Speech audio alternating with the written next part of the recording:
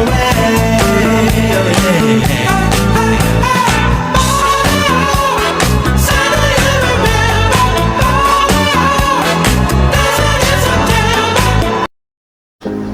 semuanya, kali ini saya akan menjelaskan keanekaragaman hayati dan peranannya. Materi ini ada pada kelas 10. Disimak ya video yang akan saya jelaskan. Oke, materi yang saya akan jelaskan ialah upaya pelestarian keanekaragaman makhluk hidup di Indonesia. Apa saja sih? Pelestarian in situ adalah pelestarian keanekaragaman hayati yang dilakukan di dalam habitat aslinya. Biasanya dilakukan untuk melindungi seluruh ekosistemnya. Tujuannya ialah membiarkan spesies beradaptasi dan berevolusi secara alami dalam lingkungannya. Contohnya seperti gambar yang saya tampilkan, ada Taman Nasional Ujung Kol, Taman Nasional Gunung Merapi, dan Suaka Marga Satwa. Selanjutnya yang kedua ialah pelestarian ex situ adalah pelestarian keanekaragaman hayati yang dilakukan di luar habitat aslinya, biasanya dengan pengelolaan manusia. Tujuan utamanya adalah menyelamatkan spesies yang terancam punah dengan cara perawatan khusus, biasanya seperti kebun raya, kebun binatang, seperti gambar yang saya sudah tampilkan ya. Selanjutnya adanya penegakan hukum dan regulasi pada Undang-Undang Nomor 5 Tahun 1990 tentang konservasi sumber daya alam hayati, di mana adanya larangan perburuan, pembalakan liar, dan perdagangan satwa dilindungi. Sanksi tegas bagi perusak lingkungan atau pelaku kejahatan satwa liar. Materi selanjutnya ialah klasifikasikan makhluk hidup berdasarkan pengamatan lingkungan sekitar, yaitu 1. Berdasarkan tempat hidup atau habitat. Makhluk hidup dapat dikelompokkan berdasarkan habitat atau tempat tinggal mereka. Seperti gambar yang saya sudah buat, yaitu ada yang hidup di darat, hidup di air, dan hidup di udara. Seperti salah satunya contoh gambarnya, ini gajah hidup di darat, ikan pari hidup di air, dan 2 burung yang hidup di udara. Selanjutnya berdasarkan kondisi lingkungan atau ekosistem. Makhluk hidup dapat diklasifikasikan berdasarkan ekosistem yang mereka huni, baik itu ekosistem alam atau buatan, seperti ekosistem hutan, ekosistem gurun, dan ekosistem laut. Selanjutnya berdasarkan adaptasi terhadap lingkungan.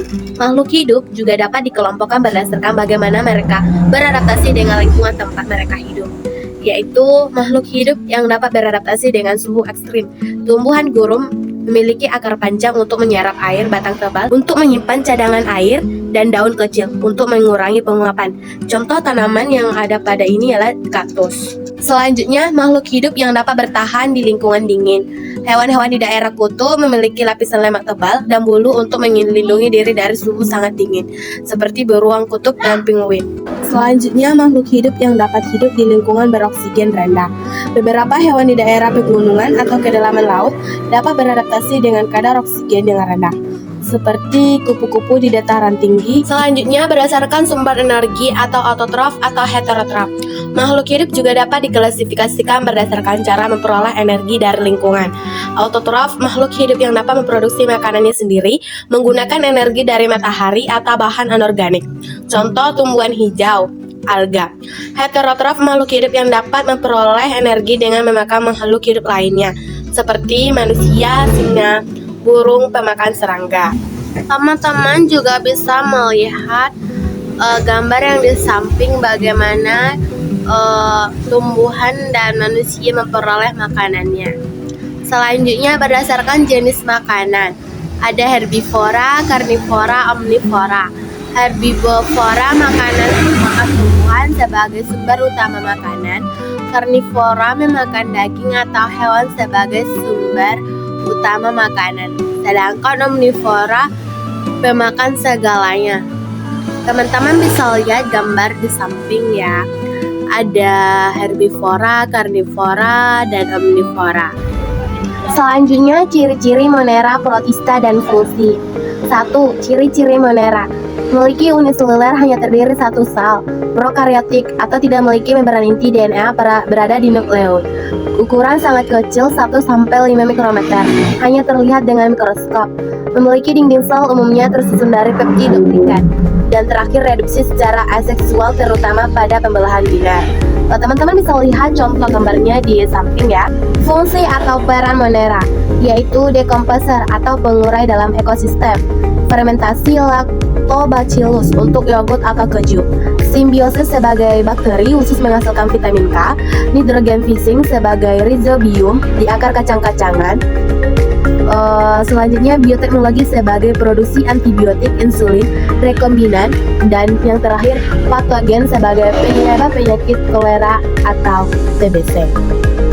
Yang kedua, ciri-ciri protista memiliki ekorotik, sudah memiliki membran inti dan organel membran, uniseluler atau multiseluler, sederhana sebagian besar bersatu, tetapi ada yang berkoloni misalnya volvox atau multiseluler sederhana alga.